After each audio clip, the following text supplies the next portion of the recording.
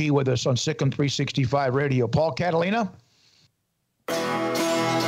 This is Paul Catalina's Top 5 at 555. Would like to welcome our new sponsor to the Top 5 at 555, Slapsticks Comedy Club. They're building it right now. My good friends Kevin Gritton and Mike McBride are doing that, and it's coming this summer.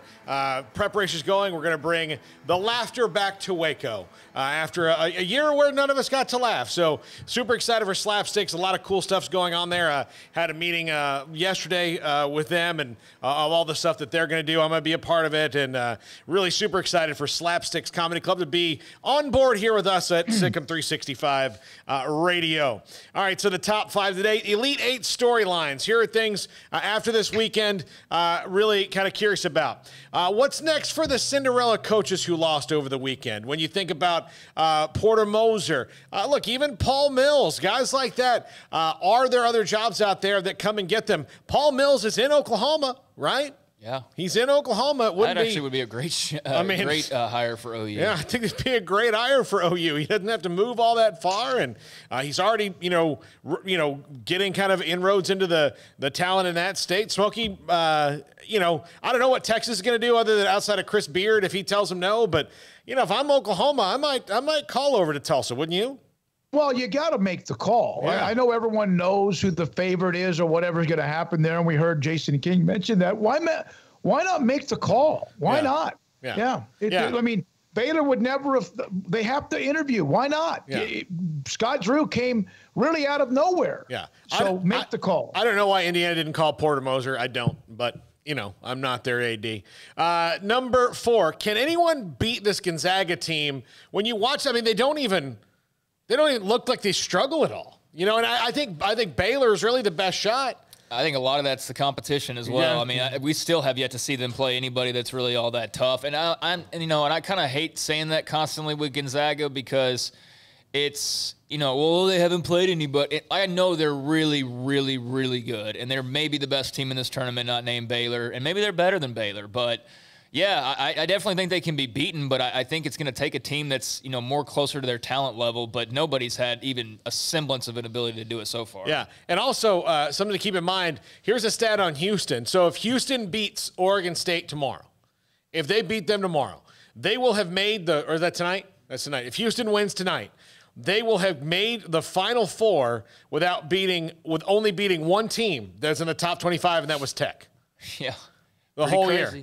That was ranked. So, and again, but the tournament's the tournament. But again, Houston and Gonzaga might have that same kind of defense against them. Number 3, that Indiana job is filled. This is kind of following up. What's next for Texas and Oklahoma? Texas is going to really center on Chris Beard, but they've done that before and been disappointed. What if Chris Beard wants to stay at Tech? Then they're kind of in another, Charlie Strong scenario where, we want Nick Saban, and then we want John Gruden, and then we want Jimbo Fisher, and then we want all these people, and then you wind up with Charlie Strong, who was not Jim Mora Jr., all of that. Well, there's a lot of people that seem to think that Beard will be announced as UT's head coach later this week. Yeah. So, if they get him, that's a home run. They couldn't get a better hire than that. I'm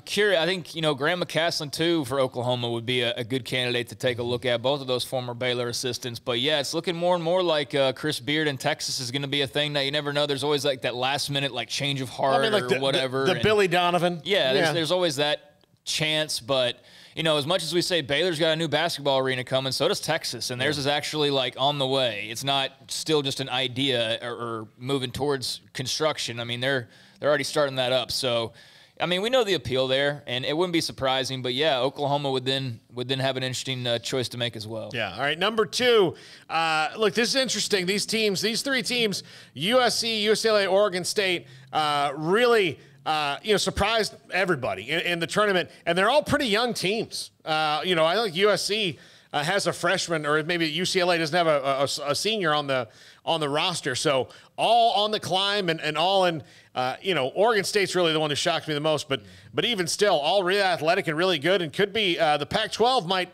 start next year as the hot basketball conference. Yeah, very well could. We'll see. You know, never know with who's going to leave and who's going to do all that jazz. But no, I mean, I got to give the Pac-12 credit. They're the laughing stock of the Power Five, I think, more often than not.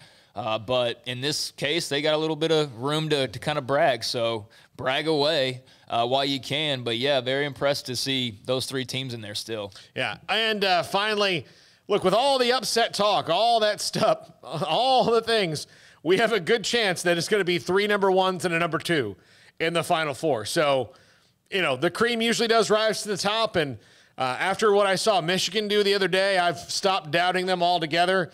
You know, they'll actually, the other day, both, you know, all week, the whole tournament, they've kind of proven that they can overcome the loss of their player.